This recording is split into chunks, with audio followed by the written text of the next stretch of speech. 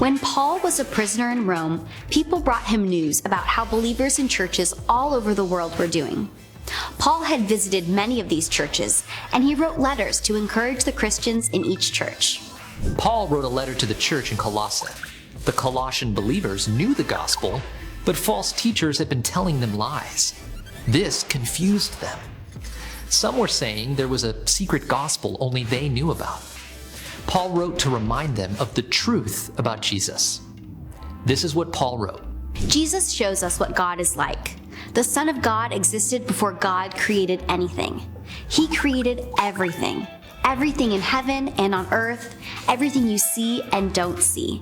Everything exists for him. Jesus holds everything together.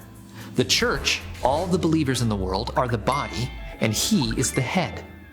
God was happy to send his Son to earth to rescue people from sin through his blood on the cross.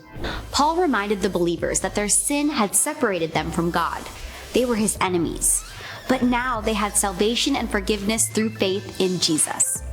Paul had told them the complete gospel. Anyone who came and said there was a secret gospel was lying. Be encouraged and love one another, Paul wrote. I want you to know Jesus. All wisdom and knowledge is found in him. Paul encouraged believers by reminding them that Jesus is great. Jesus is God's Son, and he died on the cross to rescue people from sin. Jesus conquered sin and death and reigns as King over all.